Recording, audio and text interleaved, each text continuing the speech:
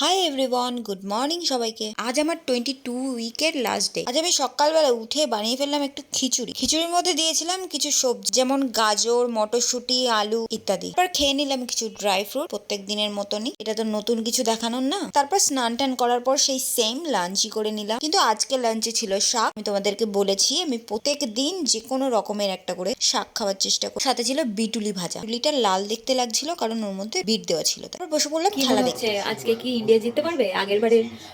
আগেরবার অস্ট্রেলিয়ার সাথে যে ব্যাপারটা হয়েছিল, খারাপ ব্যাপারটা, হেরে গেছিল, সেই বদলাটা কি নিতে পারবে এবার? এদের কার কি মনে হচ্ছে অবশ্যই কমেন্টে জানিও। আর প্রথম উইকেটটা কিন্তু নিয়েই নিয়েছে ইন্ডিয়া।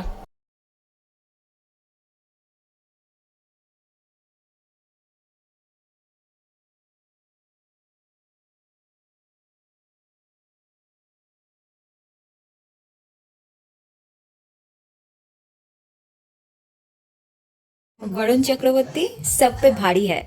যাই হোক, তারপর খেলা টেলা দেখার পর আমরা বেরিয়ে পড়েছিলাম একটু কেনাকাটা করতে। আমার কিছু জিনিস নেওয়ার ছিল, সেইগুলোই কিনতে বেরিয়ে পড়লাম। তারপরে মা হঠাৎ করে বলল যে সাদে একটা শাড়ি দেবে। আমরা চলে গেলাম ইন্ডিয়ান সিল্ক হাউসে। শাড়ির দোকানে ঢোকার আগে আমরা ফুচকা খেয়ে নিয়েছিলাম, সেটা দেখানো পসিবল হয়নি এত জ্যামের ভিতর। তারপর মামনির একটা জিনিস চেঞ্জ করার ছিল, সেটাও চেঞ্জ করে নিল। তারপর আর বেশি দেরি না করে সোজা চলে গেছিলাম ইন্ডিয়ান সিল্ক হাউস। এদিকে শাড়ি দেখছিলাম, শাড়ি একটা পছন্দ করে ওদের কাছেই পিকো পার বসাতে দিয়ে এসেছি। তারপর সোজা চলে এসেছিলাম বাড়িতে, কারণ ইন্ডিয়া আর অস্ট্রেলিয়ার সেমিফাইনাল চলছিল, সেটাই দেখার জন্য। এখন ইন্ডিয়ারা বল করছিল আর এখন ব্যাট করছে। পরপর হার্দিকের 3টে ছক্কা দেখে বিরাট কোহলি যেমন খুশি হয়ে গেছিল, ঠিক তেমনই আমিও খুশি হয়ে গেছিলাম। আগেরবার প্রতিশোধটা কিন্তু নেওয়া কমপ্লিট হলো। তাহলে বাংলাদেশিরা খুব আমাদের পিছনে লেগেছিল না?